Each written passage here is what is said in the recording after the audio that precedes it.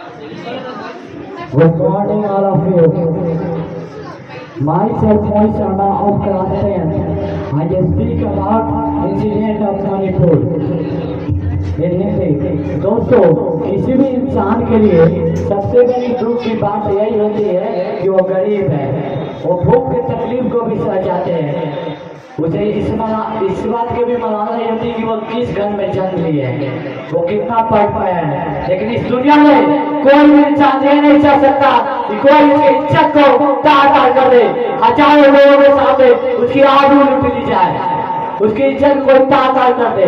लेकिन गरीब से गरीब आदमी कभी भी अपनी इज्जत के साथ समझौता नहीं कर सकता। जबकि इसी समाज में दो औरतों को वस्त्रहीन करके घुमाया जाता है, उसके साथ इज्जत लूटी जाती है, उसकी आबरू लूटी जाती है और हजारों भीड़ के सामने खुद को हाथ जोड़कर छोड़ने की अपील करते हैं, लेकिन उसके बाद कोई नहीं छोड़ सकता। इससे बड़ी दुख और तकलीफ की बात क्या हो सकती है? एक देश और एक समाज के नाते इससे बड़ी शर्म की बात क्या हो सकती है? जी हाँ, अब बात करें हमारे देश मणिपुर राज्य की, जहाँ से हम लोग सुनते आ रहे हैं लगातार 3 महीने से वहाँ पर हिंसा हो रही है, लोग मारे जा रहे हैं, उनके घर जलाए जा रहे हैं। लेकिन देश का मीडिया और हुक्मरानों ने उस पर ध्यान ही नहीं दिया, उनके कानों पर छू नहीं लगी। आखिर क्यों? हमारे ही लोगों के साथ ये सब हो रहा है और हम कुछ नहीं कर पाए। और आखिर कौन है इस बचाव का जिम्मेदार? आखिर कौन है इस बसी हरकत के पीछे? आखिर क्यों सरकार और पुलिस इतनी अपाहिज बनी हुई है कि अपने बेटी की रक्षा नहीं कर पाए? और देश का मीडिया इतना सोया कैसा हो सकता है कि पाकिस्तान से आने वाली सीमा हैदर की पूरी कुंडली को निकाल डाली, लेकिन 4 मई को ये खौफनाक घटना के बारे में तब तक नहीं पता चला जब तक इस वीडियो का घटना का वीडियो वायरल नहीं हुआ। तो आज के इस वीडियो में हम बात करेंगे मणिपुर के घटना में और साथ ही समझने की कोशिश करेंगे आखिर लगातार 3 महीने से मणिपुर में ये हिंसा क्यों रही है, हिंसा के पीछे वजह क्या है, आखिर क्यों सरकार इस हिंसा पर काबू नहीं कर पा रही है। दोस्तों, मैं इस 3 महीने की हिंसा के बारे में बताऊं, इस हिंसा के बारे में बताऊं और हिंसा को रोक पाने में राज्य सरकार और केंद्र सरकार के निकम्मेपन के जिक्र करूं। सबसे पहले मैं मणिपुर से कुछ जुड़ी प्रॉब्लम के बारे में बता दूं। बात दरअसल यह है कि मणिपुर में 3 जनजाति है, मैती, कुकी और नागा। मैती जो हिंदू है, जिनकी आबादी 55 से 60% है, जिनको आजादी के बाद अनुसूचित जाति का दर्जा दे दिया गया। मैती जो मणिपुर के 10 मुख्य तौर पर मणिपुर के 10% मैदानी क्षेत्र में आते हैं तथा दूसरी ओर कुकी तथा नागा जनजाति है। कुकी ईसाई समाज से आते हैं जो राज्य के 20% है तथा मणिपुर के 90% इलाकों में यही सब रहते हैं। और मैथिल समुदाय की शिकायत है कि ये लैंड रिफॉर्म एक्ट की वजह से यह पहाड़ी इलाकों पर जमीन नहीं खरीद सकते, जबकि सब राज्य में सबसे ज्यादा आबादी इन लोग की है। इन लोगों की मांग है कि हमें भी जनजाति का दर्जा प्रदान किया जाए, जिससे ये पहाड़ी इलाकों पर जमीन खरीद सकते। इसी को लेकर मैथिल प्राइम यूनियन पिछले कई सालों से मैथिल समुदाय को आदिवासी का दर्जा प्रदान करने की मांग करी है, लेकिन कुकी और अन्य जनजाति को ये बात कभी पसंद नहीं आई। 29 अप्रैल को जब यह मामला हाई कोर्ट पहुंचा तो मणिपुर हाई कोर्ट ने राज्य सरकार से 10 साल पुरानी जनजाति का मामला का सिफारिश पेश करने को कहा। सिफारिश में कहा गया कि मैती समुदाय को जनजाति का दर्जा प्रदान करे, जिससे कुकी समाज ने इसका जमकर विरोध किया। कुकी समाज का कहना है कि मैती समाज पहले से नौकरियों पर दबदबा है, जिसमें से 60 से 40 विधायक मैती समुदाय में आते हैं। ऐसे में उन्हें अगर जनजाति का दर्जा दे दिया गया तो वो पहाड़ी इलाकों में जमीन खरीदना शुरू कर देंगे। ऐसे देखते देखते कुकी समाज हाशिए पे चले आएगी।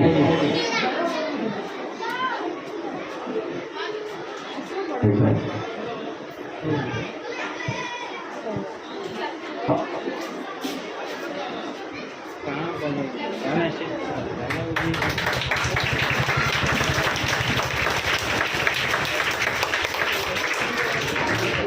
को लेकर 3 मई को रैली निकाली गई। देखते देखते ये रैली हिंसक हो गई।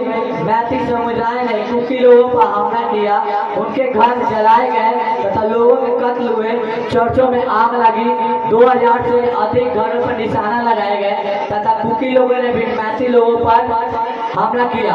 रातों रात लोग घर छोड़ने पर मजबूर हो गए। रात के अंधेरे में गर्भवती महिला घर छोड़ने पर मजबूर हो गए।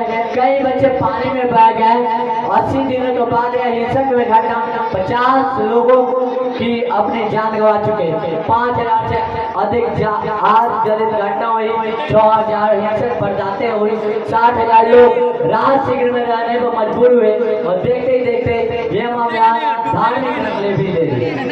हमला चर्चों और मंदिरों पर हुआ और देखते ही देखते दोनों जनजाति में इतना गुस्सा बढ़ गया कि एक दूसरे को वटलाप सुनने पर तैयार ही नहीं हुए।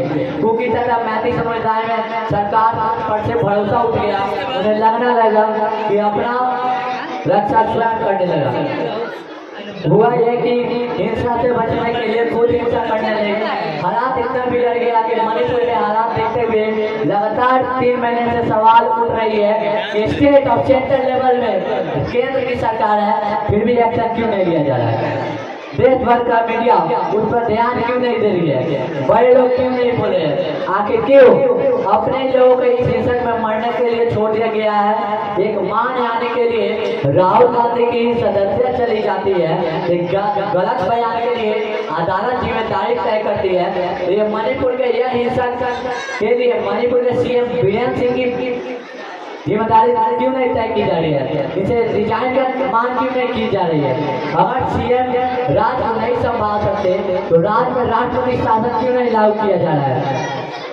3 महीने से लेकिन इस 3 महीने में किसी भी सवाल के जवाब नहीं मिले।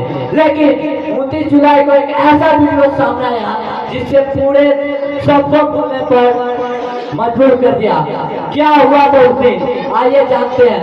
यह घटना 19 जुलाई को शुरू हुई है, लेकिन 4 मई को बताई जा रही है। इंडियन एक्सप्रेस पब्लिक रिपोर्ट में घटना से जुड़ी FIR डिटेल दी गई है। घटना से पूरा ब्यौरा सुनकर आपको रोकते दिखाए हो जाएंगे। FIR में पीड़ित महिला ने बताया कि साइबर जिले में 800 से 1000 लोगों ने कुकी लोगों के घरों पर हमला किया। इस भीड़ से बचने के लिए अपने घरों से भाग रहे थे। इसी भीड़ में 2 महिला और युवा महिला अपने भाई तथा पिता के साथ जंगल की ओर भागे। पुलिस जैसे तैसे इन्हें बचाने में कामयाब रही, लेकिन पुलिस पर हिंसक के भीड़ ने हमला करके लोगों को पुलिस की कस्टडी से छुड़ा लिया। लड़की का पिता इस पर विरोध किया तो उनको वहीं पर गोली मार दिया गया। 3 औरतों को कपड़े उतार कर चलने को कहा गया। उसी में से 20 साल की लड़की के साथ गलत कार्य किया गया। जब इसका विरोध उसका भाई किया तो उसको भी वहीं पर हत्या कर दी गई। सच में यह सुनकर शर्म से सिर झुक जाता है, लेकिन इससे भी शर्म की बात यह है कि यह घटना 4 मई को है, जबकि 2 हफ्ते बाद यानी 18 मई को कांगपोकी जिलों में FIR 0 दर्ज होती है। यानी इतने घटना होने के बाद FIR 0।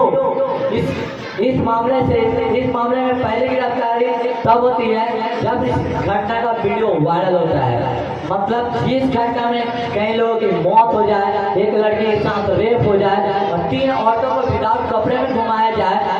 उस मामले में 2 महीने के बाद सिर्फ एक ही गिरफ्तारी, और वो भी जब इस घटना का वीडियो वायरल होता है। इसे हम कह सकते हैं कि मणिपुर में पुलिस प्रशासन कैसे कार्य कर रही है।